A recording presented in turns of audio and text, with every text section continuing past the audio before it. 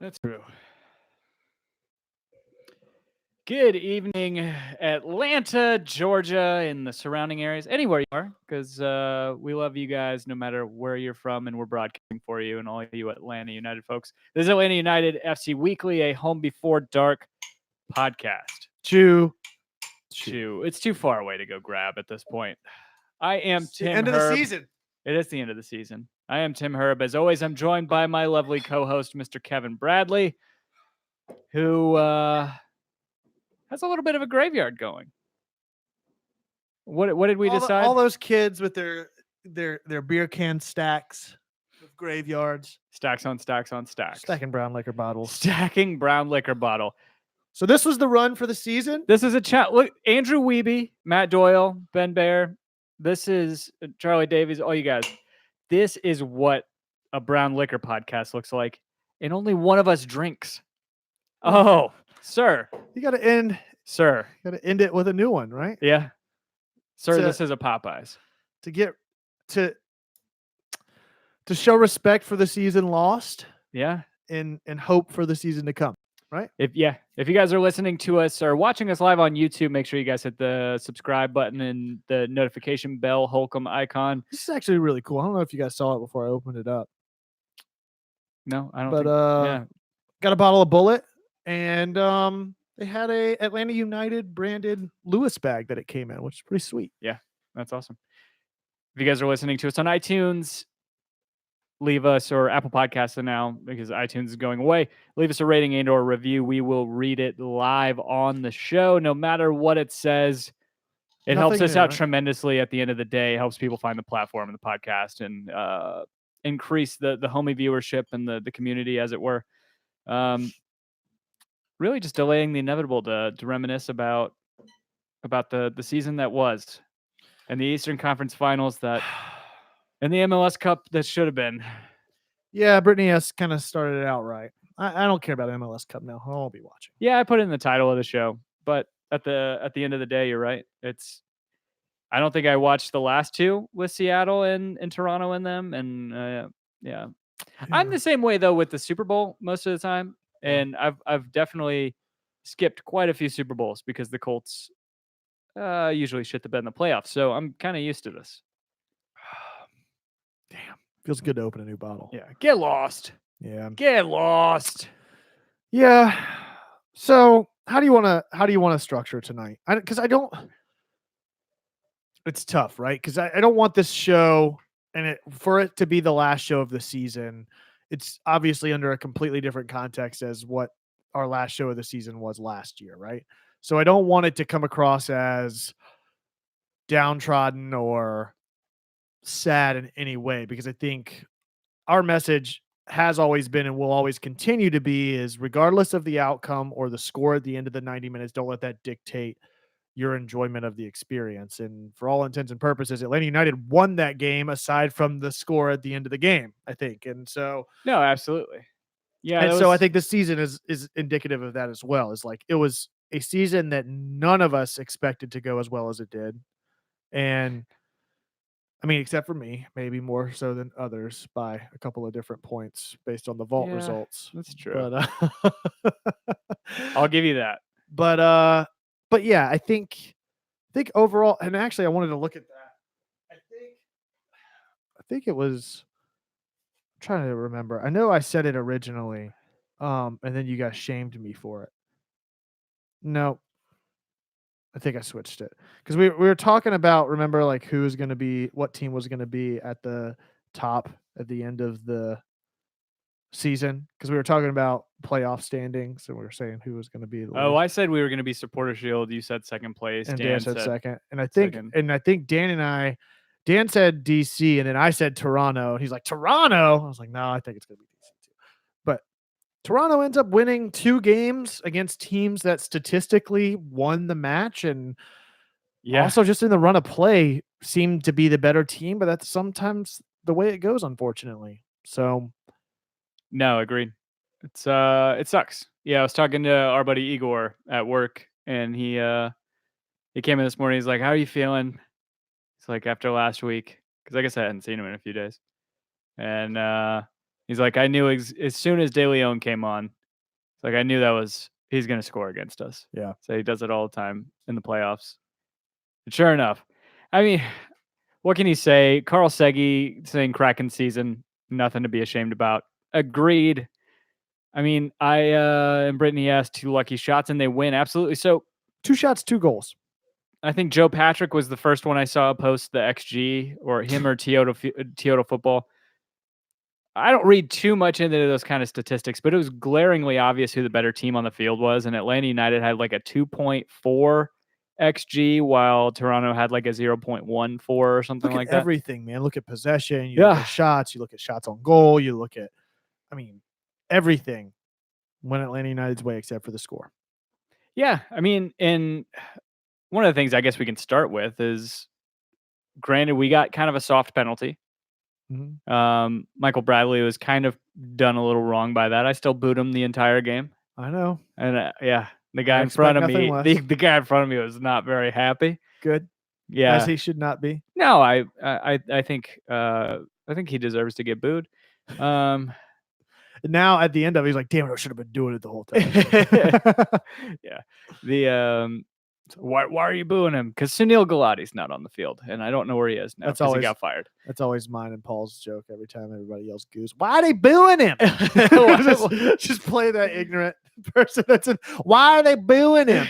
I don't get it. He's on our team. Why are they booing him? Which is funny. The guy next to us, I'm pretty sure, was booing Guzan at first, and I think because it makes him want to play hard if you boo him. Because I think he was just trying. I think.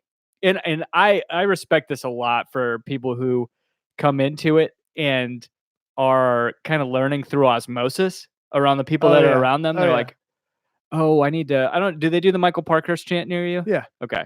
I feel like that originated the beginning of the season. That was about a section and a half over. And then by the end of the season, it was our entire section was doing it, but, or that entire end of the field, I should say. But yeah, I'm pretty sure he learned through osmosis. He's like, okay, I boo keepers. They're saying goose.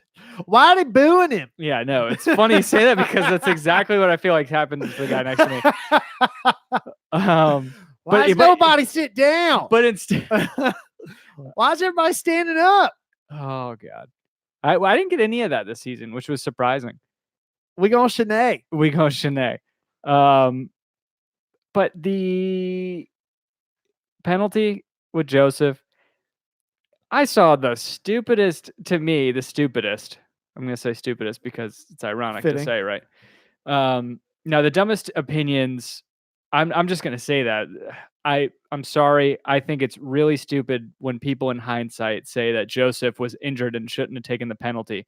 So if you say that, he shouldn't have been on the field at all, because if you can't take a set piece from 12 yards away, one-on-one with the keeper, if he's not healthy for that, he should have never been on the field.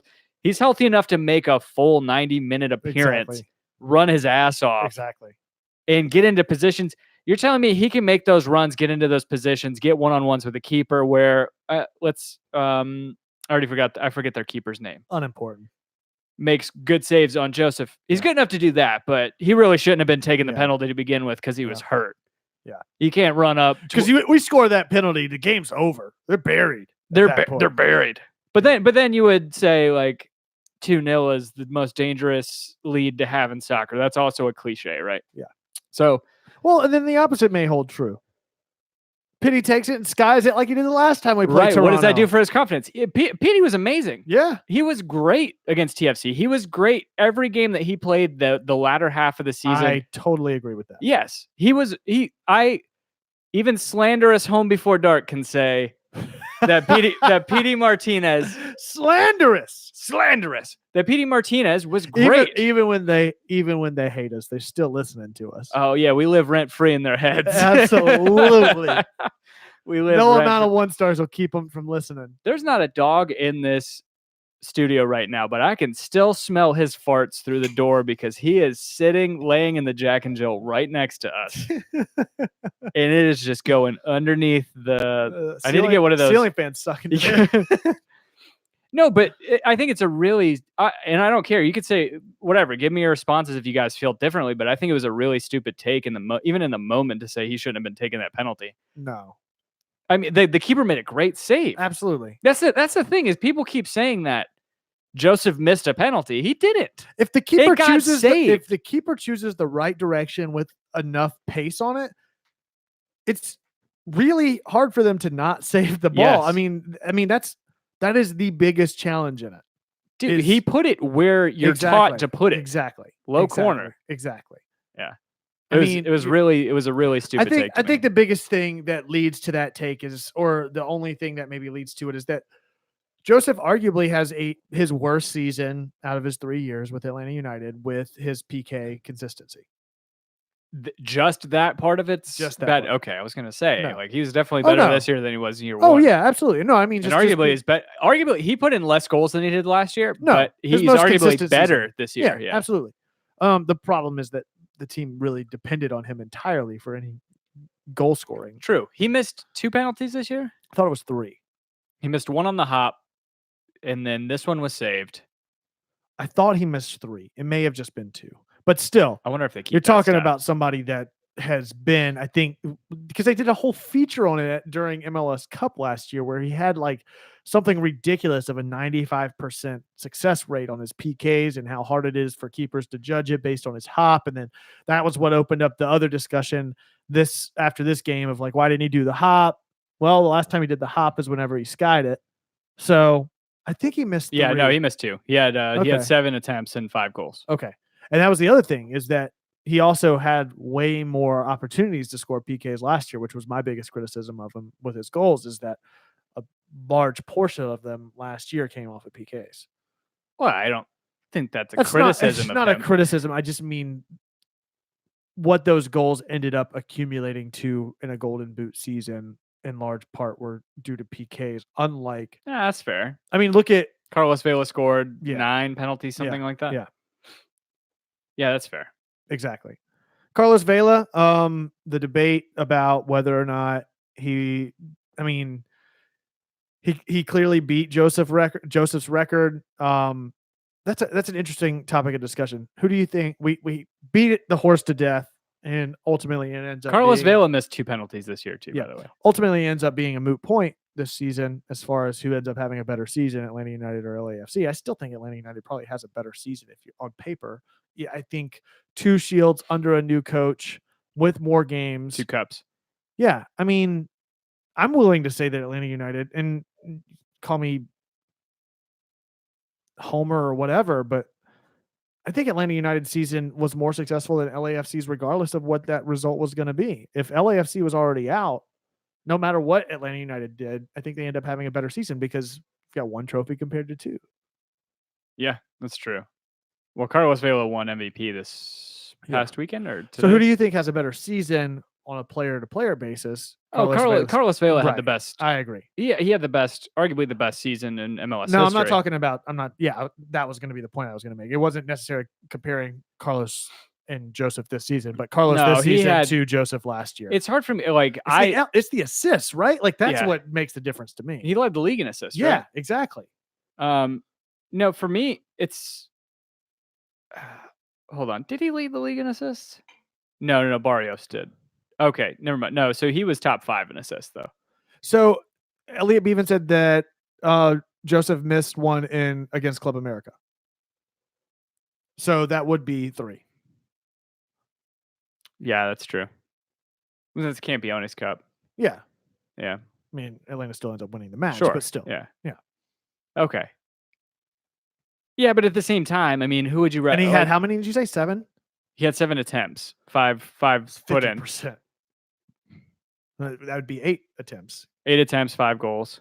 Yeah. So that's roughly 60%, let's say, compared to 95%. Who on the team would you rather have taking him, though? Oh, no, I don't. Yeah, I'm not debating any of that. I just think it's one of those things, like the only argument you can make is that Joseph's accuracy and percentage this year compared to last year is not even comparable, where he was at 95% last year with more attempts than he was this year with less attempts. Yeah. That's the only thing I can make a point. And again, I'm just grasping at straws because I think it was ultimately the right decision. Keeper guesses the right direction. He gets the save. What are you going to do about it? Atlanta United was still dominating that fucking game up until the second goal. Absolutely. Yeah. And even after that, after that, you're like, oh, of course they're going to get another one to equalize to go into extra time. Like, it's just a matter of time. Yeah, it was frustrating. Absolutely. But at the same time, there's no better way for me in terms of going out, knowing that it took that to beat us. Yeah. That I know that sounds homerish to say too. That it took that to beat us. Yeah. That's just okay. Take it. I will. I don't care. Yeah. Will. I'll take that over getting knocked out in PKs against a shitty Columbus team in year one. Which brings me to my other point.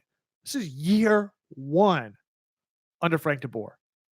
A coach that several people were clamoring for 4 weeks in to be released from the club altogether.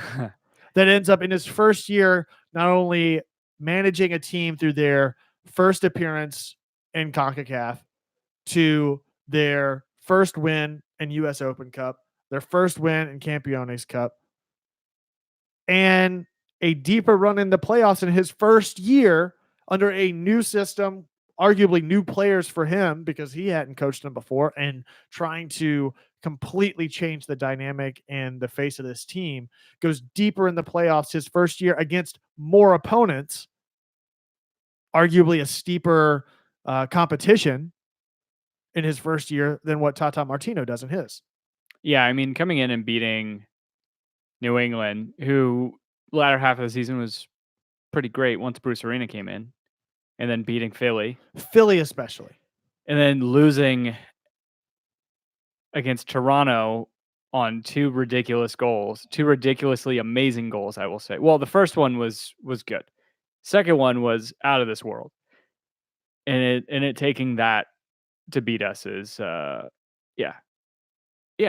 absolutely for that. I mean, Kendrick Brock, being the troll that he is, saying that Tata never lost a Eastern Conference Finals. He also didn't get there his first year. True. Yeah. Frank DeBoer's never lost a first round game in the playoffs. Point. That's a good point. Or second round game in the playoffs. Frank DeBoer's never lost a U.S. Open Cup match either. Yeah, it's true. Thanks to Brandon Vasquez. Tata also never lost a Tata there. Tata there, Frank. Tata also never lost a CONCACAF game. So he's got a couple of things that you can lord over if you wanted to, I guess. Yeah. So yeah, I mean, it's tough. Carl Seggy says Gressel on penalties, as I imagine he goes top bins every time. And then Gressel, I think, could have been. I mean, look, any of them were options. Hindsight's always 20/20, right? Like, why didn't Barco take it? Yeah, Barco didn't miss one this year, right? Barco or Pity or Gressel or Nagby or Jeff. I mean, anybody. Nagby's one. Yeah. Huh. And it could have gone any number of ways.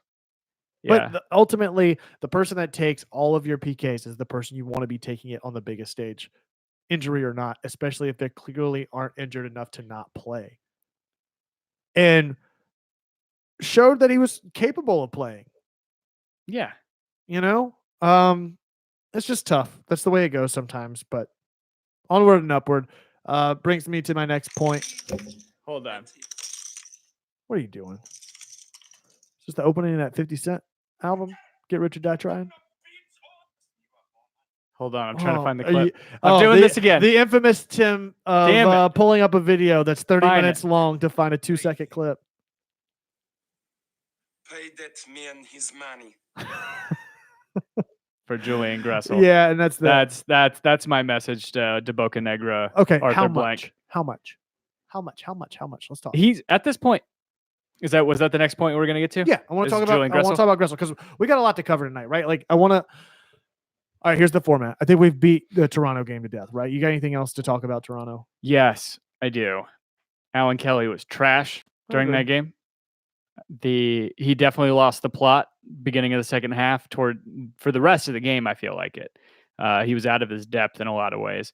The foul that didn't get called against Nagby is pretty outrageous to me. Not just that Alan Kelly missed it, that the AR on the sideline missed it, and then Alan Kelly, right before kickoff, holds up play, puts his fingers to his ears as if he's talking to the VAR, and the VAR seemingly says, "Yeah, no foul. It didn't happen." Yeah. Either that or I don't know. Did they ever get a Kendrick Brock's our rules expert referee? Sorry, same with Carl Segi. Do you guys know? Did PRO give us a explanation as to why that foul was not called in favor of Atlanta United, or that goal wasn't called back for the foul against Nagby? Regardless of that, my biggest issue, and I think one of the biggest things that Frank DeBoer needs to instill in this defensive back line is their inability to play to the fucking whistle. That's true. Like, one of the earliest concepts that you learn as a player is in any sport is you play to the fucking whistle. And that is what has made me the most upset out of this team, especially over the past 4 or 5 games, where against New England, they nearly concede 2 goals because they're all standing there holding their hands up, wanting the offside. Everyone fucking knows that the linesman has been told to hold the flag down for as long as possible. Stop holding up play expecting them to do that, because it may not have been offside and you have conceded a goal hoping that it gets reviewed and overturned. Yeah. The Nagby foul is another example of that, where so many of the players gave up on the play and it allowed them to step into space and find an opening for a wonder goal. I mean, don't get me wrong, the goal was fucking phenomenal, but if players aren't jockeying for the ref's attention and expecting the foul to be called and actually stepping to the man with the ball in the, what is that, the 82nd minute at that point? 80th minute? Was it? It was late in the It was fucking late. game. It was in either late 70s, early 80s. Like, in that position with the game on the fucking line with the lead, or in a tie at that point, rather, you can't just stop playing. Like, that's what I think Frank's biggest challenge is, and what I hope that the team really grows and matures going into next season is arguably the worst thing that I saw in the playoffs was the team consistently giving up on plays, expecting the linesman or the field official to make a call and ultimately either getting really close to conceding a goal or actually conceding a goal.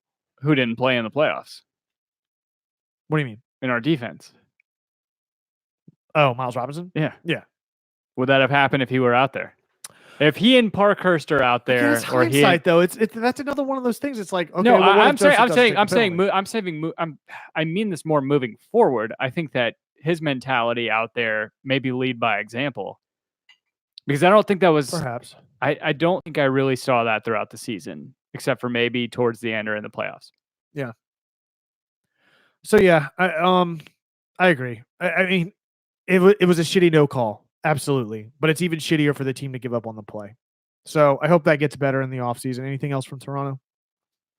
Michael Parkhurst's last game, I'd be remiss if I didn't mention the fact that obviously, and that'll maybe tie into. It's a very unceremonious way for him to have to play his last minutes for Atlanta United, rushing off the field to get, was it Tito that came on? Yeah. The only substitution that Frank DeBoer made. Yeah. But at the same time, rightfully so. Who else are you going to put in? That's another straw man that I've seen put up after the loss. Is like, oh, I can't believe he didn't. Well, who else are you going to? Who the fuck are you going to put in? Tata Martino is in his same shoes. What does he do? Is he put in Dion Pereira for Joseph? I think Alec Can should have come in and been up top. Well, it's true. Honestly. I mean, Kevin Kratz could have taken that penalty. We could have subbed off Joseph whenever that penalty came on, knowing that he was injured and he was too injured to take the penalty. We could have subbed him off and put on Kevin Kratz. So, no, nothing else from Toronto. Good luck to Seattle, because I can't stand Toronto. I think Toronto has gotten by the skin of their fucking teeth. Whereas Seattle just beat the brakes off of LAFC. I think Seattle may run away with this one. Yeah, Toronto has coasted by. There were three teams towards the end of the season that were head and shoulders better than everybody else, and that was, to me, Seattle, LAFC, and NYCFC.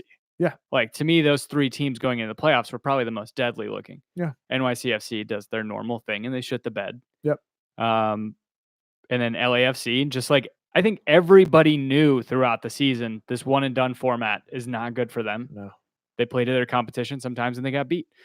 But Seattle, Brian Smetzer has them playing really well, and good luck to them. I likely will not be watching that game. I will likely just be out in the workshop. Yeah. I don't know.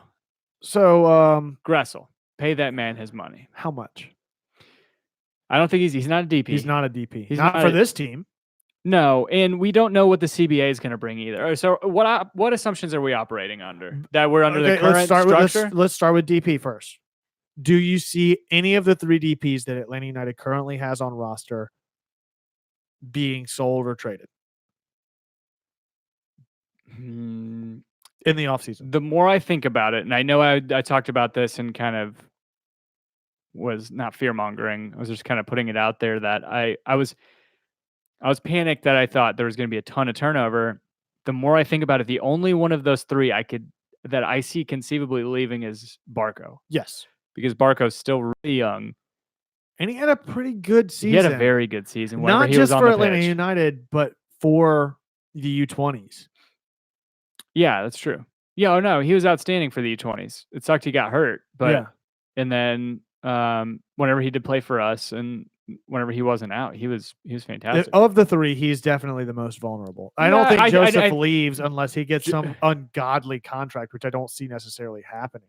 Well, or we would have to get the ungodly sum of money. That's what I mean. Up front, yeah, and then he would have to. How does that work? You pay. Does Joseph get any say in it? No, he does. So the way the transfer process works is one team pays the other team for the rights to negotiate for a contract. So let's say Newcastle comes in and says, "I'll give you £30 million for Joseph." Atlanta United says, "Okay, we accept it." And then they have to agree to Is personal this terms. before or after Brexit? I mean, that work permit actually would be pretty. That's actually not a bad point. let's say that Real Betis comes in for him in Spain. They're still in the EU. They have there's no spanks it. Uh-huh. There's no spanks it going on. They come in for him. They say, "I'll give you €30 million at this point, not pounds." Atlanta United says, "Okay, we'll take that." Now you have to agree to personal contract terms with Joseph. Joseph can say, "Fuck off. Yeah. I'm staying in Atlanta." Yeah. And he doesn't have to go. Yeah. Do they have to? So there's a barrier to entry before they can even open negotiations. Yeah, that's interesting. So Atlanta United. Ooh, would that be insider trading for Atlanta United to talk to Joseph? Be like, look, we're gonna make some money. Let people pay us to negotiate with you, but we're trusting you're gonna stay here. Just let us make that money. Oh, Is that you can't do that, right? Surely not. That'd be so fucked up. wait, say that again. Like, okay, so you said a team has to pay for the right to negotiate with a player. Right, because Joseph's under contract. Right. You can't negotiate a contract with Joseph without coming through me, So does Atlanta United. Yeah. So okay, let's do this, right? Let's say this cork Explain it to me like Joseph. I'm 5. Exactly. This cork is Joseph, right? He's under your possession. Put him behind your hands. I'm paying you to move your hands so that I can talk to the cork, Yes. right? All right. So I've already paid you this money to talk to the cork. But now the cork says, okay, no matter what you're offering me, I'm staying with Atlanta United. You could put your hands back up and that money's already spent to you. No. The money That's comes what back. I'm saying. No. It has That's to be what I'm part saying. of it. Like, because that would be Gotcha, some no. shady shit if you were like, hey, come here, cork. Listen, we're gonna get this No. money and let us talk to you. If a transfer fee, like, it's a twofold thing, right? Okay. Teams have to agree. Player has to agree with the new team. Okay. You see why that would be confusing for Yeah, exactly. somebody like me that doesn't. The know way any that of I this shit. described it last week was that your phone? I guess so. Yeah. All this Siri. talk about Brexit. Yeah. The way that I explained it. Siri, will Brexit ever happen? I found this on the web. Oh, I hate it when you do that. I just hate it. Why don't you just give me straight answers? Yeah. Stop. If I wanted to look for the answer, I'd fucking Google it. Yeah. Or you ever go to LMGF T or whatever. Let me Google that for you.com. I think Dan really put all of his stock in Brexit. That's why he's not on the show. No, what I was likening it to the other day was talking about our natural gas bills. Yeah. Because Georgia Yeah. or Atlanta gas lights, like, I'm not actually going direct to consumer. I'm going Right. to pay all these marketers. I have Scana, I have Just Energy, I have Infinite Energy, I have all these companies that are going to be my my middleman. Even it's like I have to pay Just Energy $40 for the right to even have my gas available to me. I don't Exactly. even have to use it. So that would be that shady shit that you're Yeah, talking about yeah. is where they get to keep Yeah. they get to put their hands back up. Right. Just because I gave you the I gave you the right. I'm sorry it Yeah. didn't work out. I let you do it. I gave you 0 therms. You can use them whenever you want. Exactly. Yeah, it's Okay. So, all right. So back to the point. Julian Gressel. So Barco potentially frees Okay, up. yes. Potentially frees up DP slot. Does the extra DP slot or salary cap it or any of that increase next year? Because I know there's been talks. That's what I was gonna say. That's what I was trying to get at. Was Fucking what right. We are here. what assumptions and structures and rules are we working under right now with these questions? Because there's a new CBA being negotiated in January. I also like this posturing right now. Yeah. It's like we really are in a business deal here. Yeah. This is great.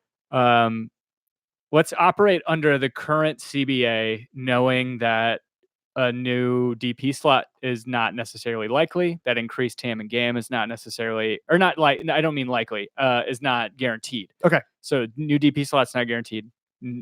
Upgraded TAM and GAM coffers not guaranteed. Yep.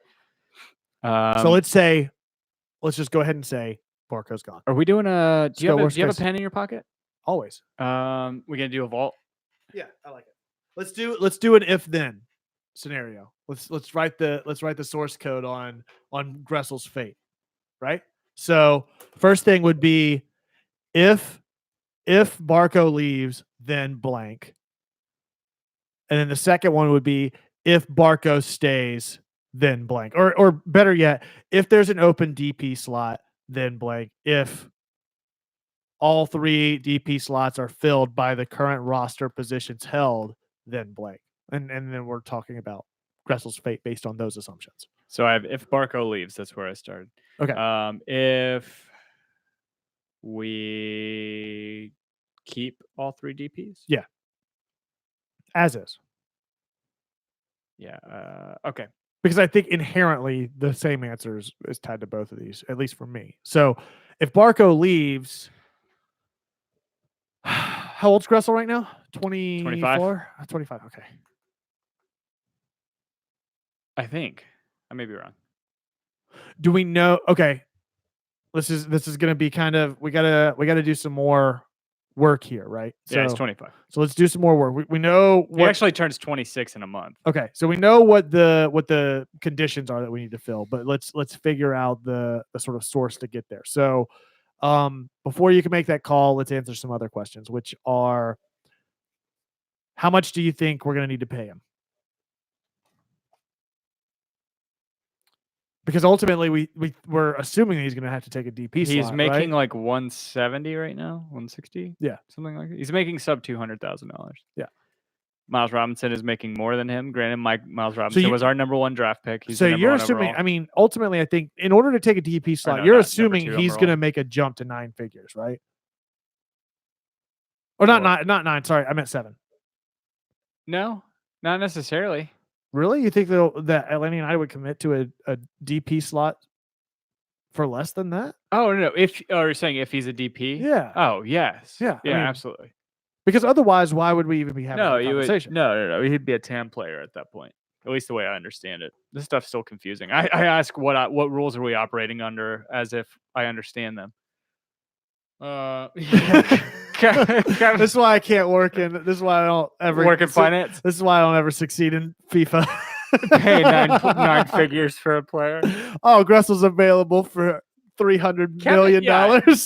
Kevin, after 5 years of playing FIFA, finally gets that little upgrade that you can get bought out by a billionaire. Uses it in career mode and just buys Julian Gressel. It's like $900 million contract. We were hoping he'd be a squad rotation player. Okay, we'll give him 750 million for the year. Whatever. Brian Daniels, thanks for joining. I'm glad you're in the trap, Brian, Me too. because it's always. I love that you leave comments all the time, but it's good to have you in live. He said he should get paid under between half to $1 million. To me, that's not DP money. Jose Hernandez. Not for this team. Jose Hernandez left. Huh. So that's why I wanted to bring up that topic, because I think that informs the other decisions, which is that for Atlanta United, whose cheapest DP right now is Pity Martinez, whose contract is 1.5 with Atlanta, I believe we looked at a couple weeks ago, because the bulk of his contract was his transfer. Say Petey? Yeah, I think it was 1.5. No, those things are not correlational. Transfer fees, like we right, could have paid 15 million for. But the for him price to pay tag him. the price tag that you've heard associated with Pity is 15 million, right? Right, that's how much we Right. paid River Plate. Right, but his actual salary is 1.5. Oh, sure. Yeah, Yeah. that's what I'm saying. And so with him being the cheapest DP that we have currently at 1.5, that's really what we're talking about right now. Does Gressel meet the threshold of 1 to 1.5? In my opinion, No. he absolutely does not, which then goes into the logic for the if-then equation, which is where he falls into the category. So to that logic, if a DP slot opens up, I still think that there's a path to keep Gressel, but I don't think he takes a DP role based on what Atlanta United's been willing to pay for that position. I think another DP, whether it's somebody that we already know about in the MLS or internationally, ends up filling that role. The trends for this team seem to suggest that it would be a younger player from South America, but with Frank de Boer's influence, I would not be surprised to see a DP from Europe end up making their way onto this team. That's fair. So that's where my if then goes. If a DP slot fills up, so go back to the first one. If DP slot fills up, if Or opens up. yeah, if Barco leaves, I think new DP. Not Gressel. Gressel's not a DP in either one of these scenarios, I don't think. Oh, I'm For gonna say me. the same thing.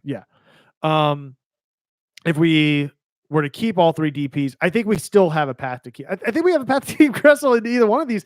Again, it comes down to like how much are we willing to pay him? $500,000. I think that still seems really high considering what's the highest paid salary player that we have right now? A non-DP player. Non-DP player. Probably Tito or Nagby. Which is how I much? don't have the numbers in front of me. Can somebody pull that up for us? We need your help. My guess tonight. would be like $750,000 for Nagby, something like that. So in that case, if we lose Nagby, I think that makes the most sense, right? Is that by the transitive property, Gressel ends up filling that need for the team. And maybe that's really the ultimate discussion here is like who has to leave in order to pay Gressel the money? And I think Nagby makes the most sense is that if Nagby gets traded, I think we keep Gressel. If Nagby stays, I don't know that we do. So who am I looking Because I don't know that for? we free up enough funds to be able to keep him. So Darlington Nagby is on $665,000 a year. And who's I bet Guzan's probably the highest. Tito is on. Tito, I think, is gone this year too. Well, Tito's contract was $830,000. Wow. So hold on. So Tito is definitely gone. $665K. Tito's at $830K. Yeah. Is what I said. And what's Guzan? Like 1.1? It doesn't matter. Guzan's not leaving until he retires. No. But I still want to know what it is. Was it Guzan's at $740,000. Oh, okay. Barco, PD, Gressel. Okay. What's Pity at 1.5? Did I get that right? Well, I'm looking at MLSP. That's fine. I'm looking at the MLSPA That's website. fine. So you're saying Barco? No, Pity. PD. I think Pity was getting paid 1.5 whenever I looked at it. He is getting paid. Gonzalo Martinez. Where's he at? Huh. Why is he not on there? Interesting. He is not September 13th, 2019 player guide. Oh, Weird. P.D. Martinez. There he is. 900,000. Okay. So he's not quite $1 million. Okay. Well, that opens up. Again, what I was trying to But say still. there is that's not correlational. Just because we No, paid 15 absolutely. million for him, that Absolutely. doesn't mean his contract's going to be that high. No, that's what I was saying too. Is that I know that he wasn't making 15 million here, obviously. That those money, I just that- want to make sure the camera's those not monies dead. went other Okay. other places. Okay, so and then Barco is on 1 point. Barco's on 1.42. okay, that might be where I was getting from. And then Joseph's on 3.3. Okay. Um, So maybe the if then kind of falls apart because I think we both have the same logic that through talking about this, that Pity Martinez is the lowest paid DP that we have at $900,000. with this huge only trans- 70,000 above Tito. So let's say Tito Could we move? is Tito gone? Yes. Okay, I'm saying yes, then you're saying yes. That's $830,000 worth of salary cap that opened up. Nagby, here or gone. Gone. I am actually starting to lean towards. I'm putting a yes for gone. Oh yeah, you need to clarify that. Gone. But yes, it's gone. Here, whatever. Yeah. Just do it the one time and we'll know. I actually, for whatever reason, I'm starting to lean towards. Oh yeah, Nagby and we staying. freed up another $100K with Hernandez gone. Okay. So that is right now, that's $1 million in salary cap. Let's presume in your scenario, that's another $1.5 million, 1.6 million. So that's enough for 1.6 million. And you put on average, let's say you can have 3 pretty good TAM players for that. How much are you willing to pay for Gressel right now? 450. 450 is what I like I'll that say. number. I'd be willing to go 550. I love Gressel to death, and I think that he deserves to have a number retired and all that kind of stuff because he has been instrumental to this team's success in his first 3 years. But at the end of the day, it's business. He's about to turn 26 years old. Right. And I think he's somewhere around the 500. I don't think he gets anywhere close to the million though. Because you got to think also what this team's got to restock going into next year right now, even with the players that we either know are retiring or are going to be retiring soon, not to mention just traded. So you've got to find somebody that's going to give you defensive depth with the absence of Michael Parkhurst. Pogba, another good point. Elliot Beaven says, Shea's gone after this year. I think he goes to free agency after this year. yeah, I agree. So I wish Shea had a better run this year just due to that injury, but because we definitely could have used him towards the end of the season. Yeah. So you say gone, I say gone. So that's like, I think he's on like $250,000 a year, if I'm not mistaken. Something like that. Yeah, and then we get the money that Parkhurst is on right now, which is about 300,000. Yeah, Shea's on 225. Yeah, Parkhurst, I believe you're right, is at 300. Yeah, Carl Sagan was saying it's Parkhurst is at 300. What's Pugs? What is Flo? Miram, Pugs? I think we have to keep him just because his contract is so low. He may be able to bargain for a little bit more, but I don't think it's going to creep up much more than what we're already paying him. I think that's an easy one to keep in the stay bucket right now for the team because the price point was so low for him. I don't know that he's increased his stock with his age to He's really go. He's almost on 700,000 a year. Really? He's at 678. Again, not correlational. What we paid for him was That's peanuts. okay. His That's right. contract is pretty hefty. Okay. Okay. Well, I don't still know if- say, yeah, I don't know. Because you compare it, he's older. He's Oh, yeah. got 3-4 years on Gressel. yeah. They technically kind of play the same position on opposite sides of the Now, field. what you're going to need Miram for is whenever we release Tito. You're going to need Miram there. Or I think we are in for a massive overhaul, and we are going to have the funds to do it. I hope this team doesn't go through that though. Personally, I Mm. think that's such a hard thing to do for a team. And how many teams do you know of that go through a complete overhaul and come out the better end of it that are already in a successful position to do like before they do so? I mean, Manchester City does it. Granted, they're working with a different set of rules, but They seemingly have 4 or 5 new guys in a lineup every year. And 4 or 5 is yeah. They continually win. What? So, all right, let's keep going through this. Gressel, here or gone next year? I think he's here. The more we talk about it, I say that, but then for him to say what he did leading up to it about like, I don't want to get upset, makes me wonder if he wants more money than Atlanta is going to be willing to pay him, and if another team's willing to do it. Fuck, man, that's tough.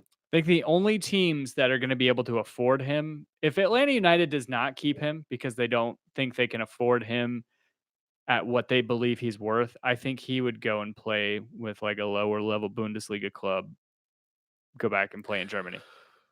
If he Because goes, those teams could afford his salary because they probably are operating with higher salaries than us. I'll put the caveat that if he stays if he can make 500K or less. Okay. I don't think he's not staying making any.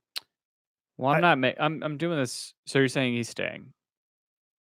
If we pay him 500 or less, I don't think we can. I don't think I'm that just this gonna team is spice it up. I think he's probably gonna go. I don't know if he just feels disrespected or what, but PD here. Yeah, Okay, I think so too.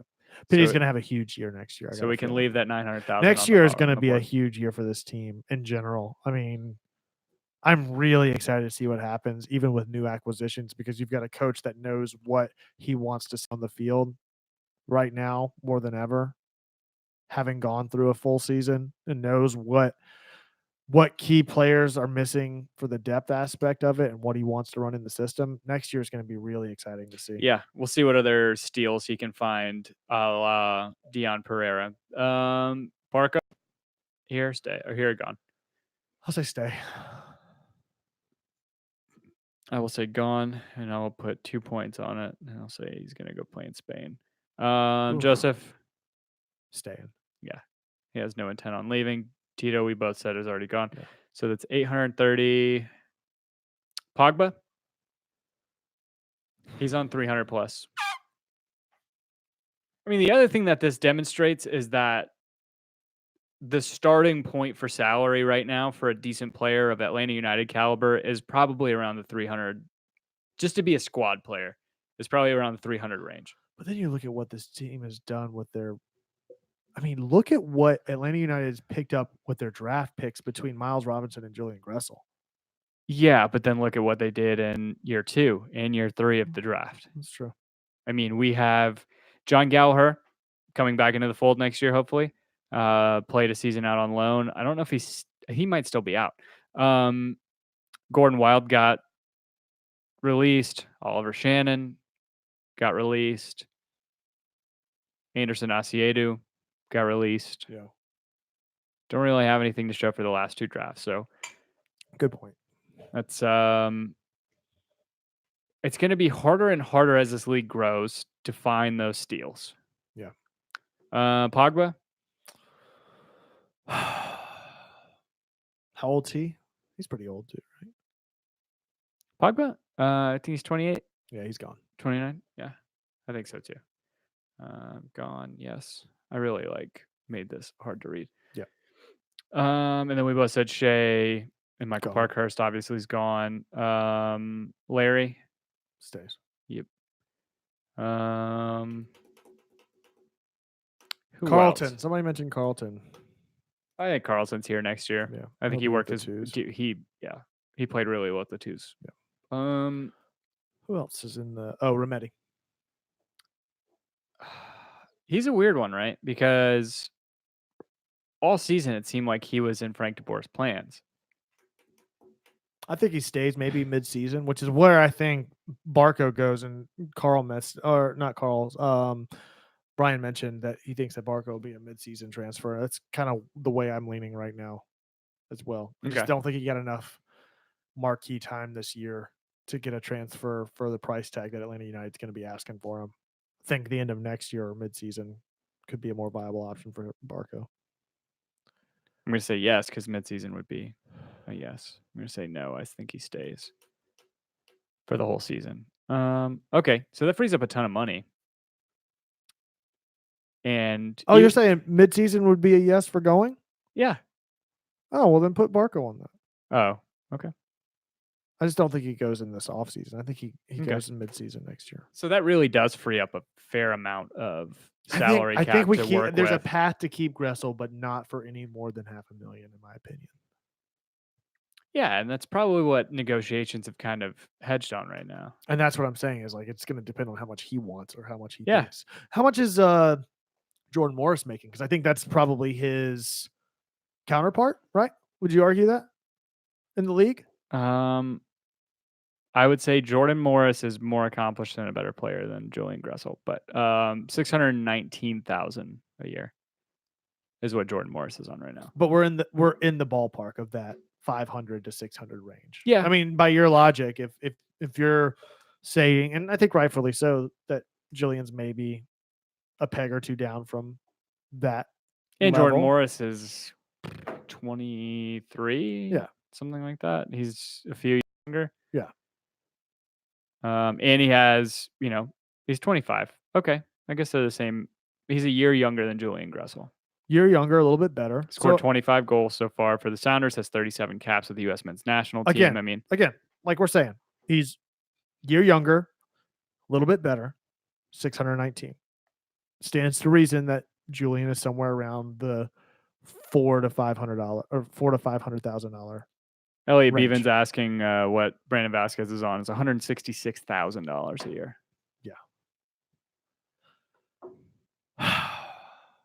It's gonna be interesting, man. I'm really so. What about this? I like this. Barco. Let's say Barco leaves. Okay. What's a more logical or what's a more likely scenario? DP from South America or from Europe? South America.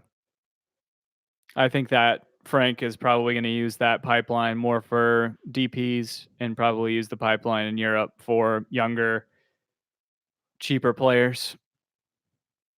I don't know if he's going to raid the Ajax youth setup or anything like that and bring some guys over, or just the Dutch league in general. What I'm interested to see next year, just as much as Atlanta United, is to see what, if any, involvement De Boer has with the twos. You would expect so, right? I mean, for his tendency to want to have a plug and play system in which you have to involve the academy more so than just your run of play guys, you would expect him to have some involvement with Atlanta United too, in my opinion.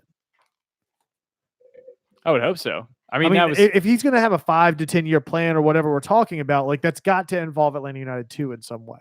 Yeah, no, it absolutely does. For him to get a grasp on that and have more of an input as to what's going on down there probably would be good. I mean, it's a little different, right? It's not necessarily the U17s it's still technically the same team. They play in a different league. I don't know. Well, especially whenever you consider just how bad Atlanta United 2 ended up finishing out the season. What do you mean? They won like their last 5 games, didn't they? They still ended up pretty They were low in the table, I thought. I want to say I thought they were mid-table. Really? Towards the end of I thought they finished out the year mid-table. If so, fuck me. I totally missed that. I'm be completely honest. Yeah, I did not realize that they had. I know that they were pretty low for a while. Well, I guess they were 14th out of 18. Yeah, my bad. Yeah, but I believe they did finish the season out pretty strong.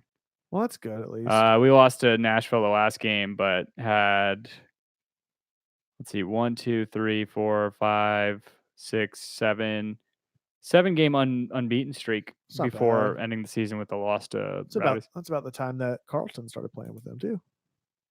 True. Makes sense. Okay.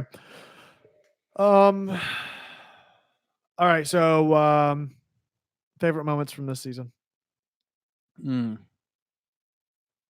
I think booing Michael Bradley.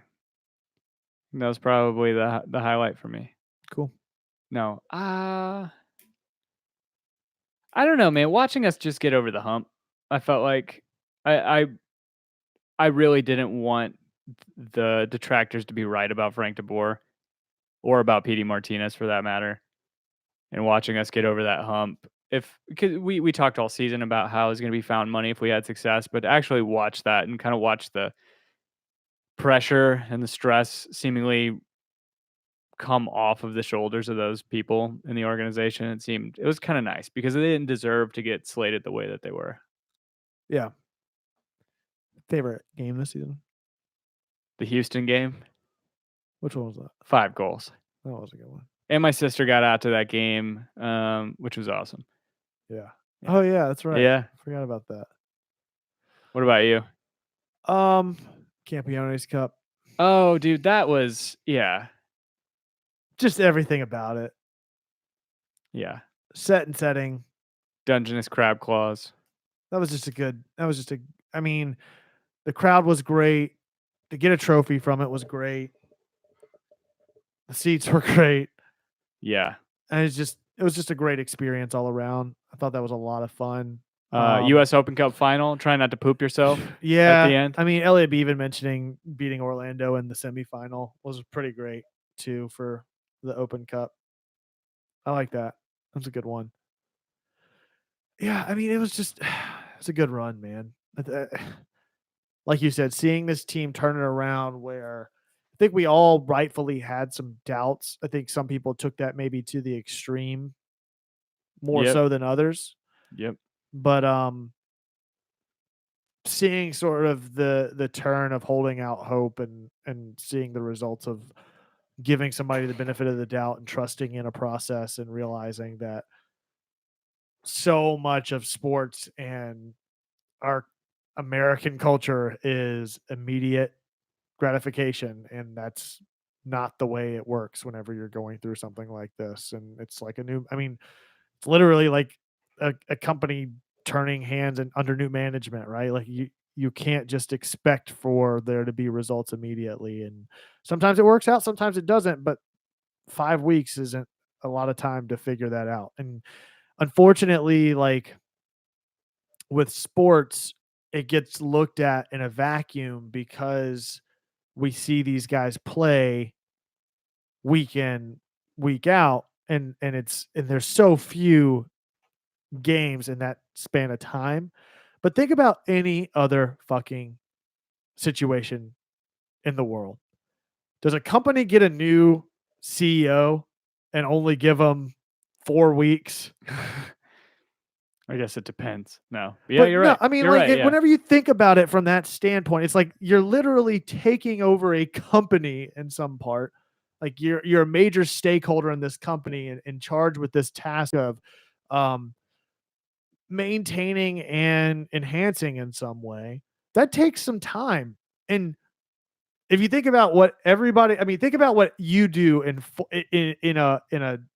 a week of work, and you get 4 weeks of work for a new fucking business, like, that you have no affiliation with, first of all, that you have to not only get in, get acclimated, learn. And I know this is not really the case here because it's not like he came on and then 4 weeks later we were talking about that. He had some time in the off season to get acclimated, but it wasn't like it was much. They weren't battle tested. You know, a lot of those things you don't know until you know. You got to kind of throw something out there and see. I mean, you're in the software industry. You've got to test these things to failure in order to figure out what the problems are and how to fix them. And whenever you start to sort of frame it in that lens or mindset, it takes on a completely different approach to things. But that's really what we did. Was we tasked him with running a company, and 4 weeks later some people were willing to go through that process again, which is, I think that's always going to be the case. It's the exception to have anything other than that. Which seems absurd, right?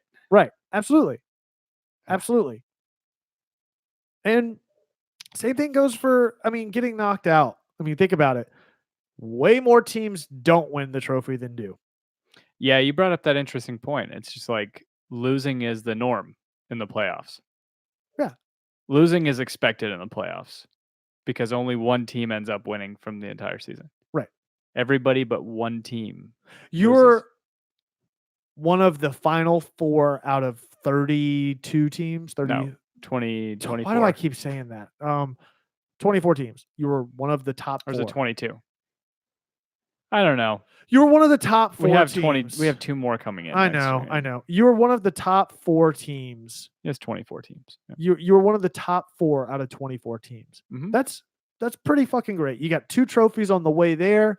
You're a couple of bad breaks away from being one of the top 2 teams in the league in a rebuilding year. There is a lot of positive to take away from that. A lot of positive. Yeah. So look forward to next year. I know we'll have some more shows in the off season as news and developments occur, and hopefully we can get Dan on a mic again soon. God, that would be nice, wouldn't it? Yeah.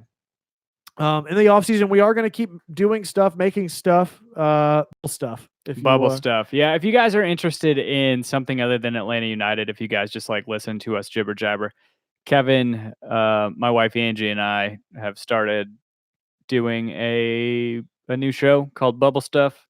Yeah. And even though the first 2 episodes involve no bubble stuff, we don't have any bubble tea.